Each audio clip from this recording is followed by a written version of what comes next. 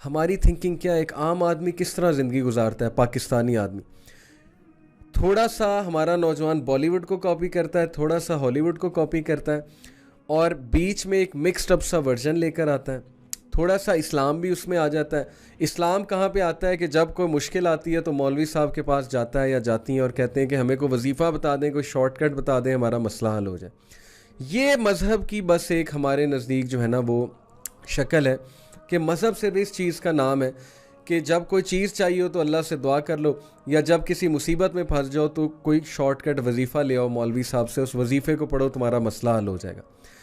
ہم نے ریلیجن کو سمجھا ہی نہیں کہ ریلیجن اصل میں چیز کیا ہے. ہم نے یہ کبھی غور ہی نہیں کیا کہ اسلام ہمیں کیا چیز دینے آیا ہے, اور اسلام ہمیں لیڈر بنانے آیا پوری امتوں کا.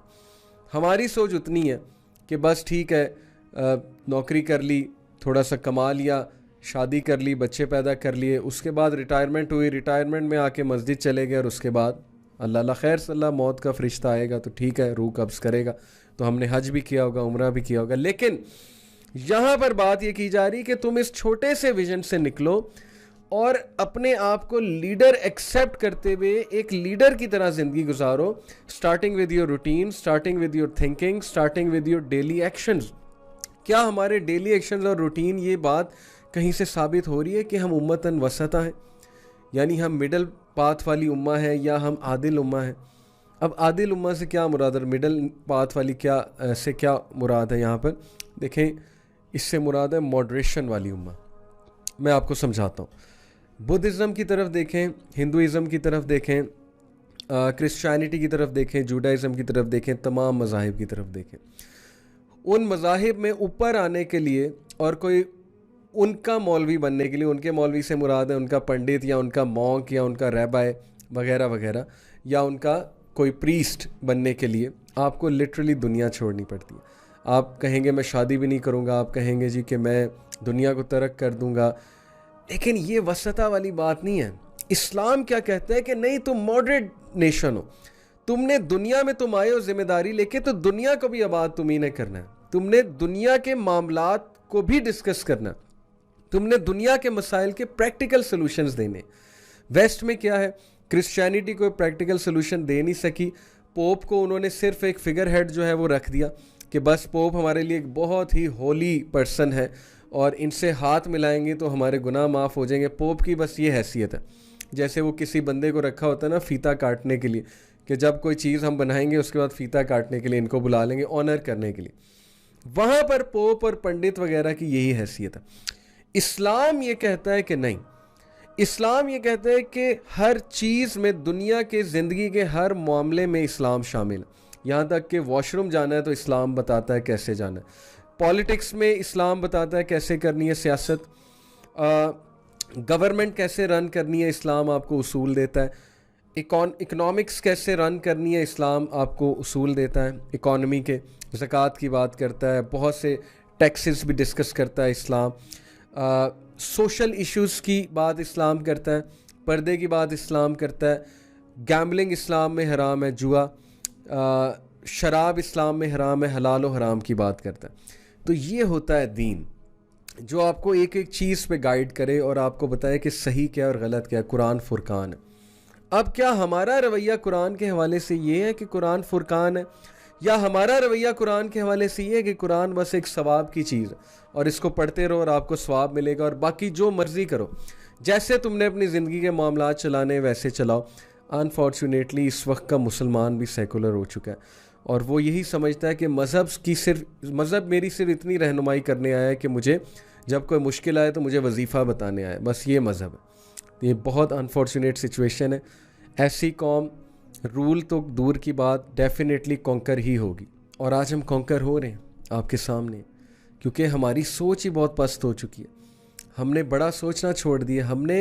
ہم اتنے زیادہ مینٹلی پستی کی طرف جا چکے ہیں کہ ہمارے سامنے کوئی گورا آ جائے, ٹو بی آنیسٹ, تو ہماری شکل دیکھنے والی ہوتی ہے. ہم ایسے جھک جاتے ہیں جیسے پتہ نہیں کوئی فرشتہ آ گیا ہے ہمارے سامنے, حالانکہ ہمیں یہ پتہ نہیں کہ ہمارے پاس کیا فلسفہ حیات ہے.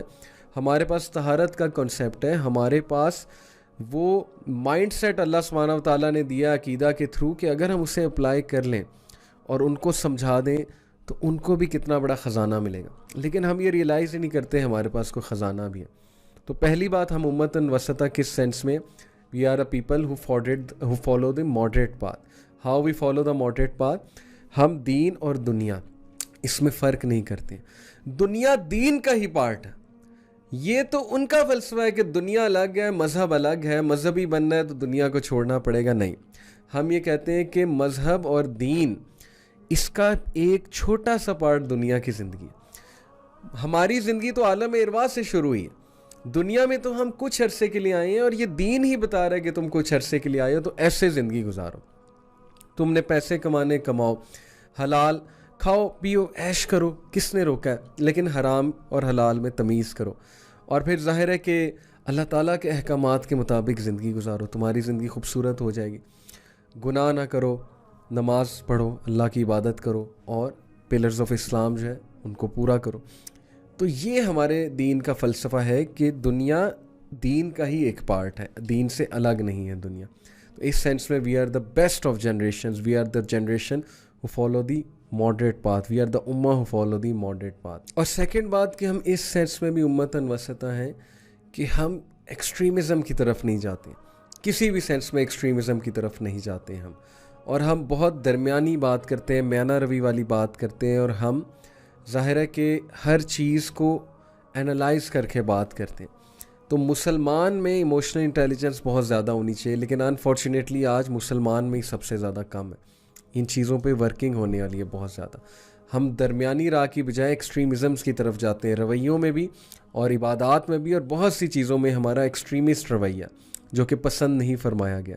سو in that sense we are امتاً وسطا, عادل امت ہے, اور وسطا سے مراد عدل کرنے والی امت بھی ہے, عادل امہ ہے.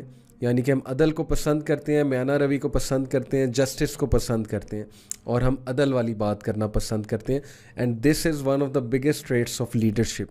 آج آپ اس طرح زندگی گزاریں گے تو دیکھیں آپ خود بخود اپنے ایریا میں لیڈر بن جائیں گے, اور پھر آہستہ آہستہ جب ہر بندہ یہ چیز اپلائی کرے گا تو مسلمان لیڈرشپ پہ آ جائیں گے, مسلمان لیڈرشپ پوزیشن سنبھالیں گے. دین کی بات پھیلانا صدقہ جاریہ ہے. ثواب کی نیت سے ویڈیو کو شیئر ضرور کیجیے. جزاک اللہ.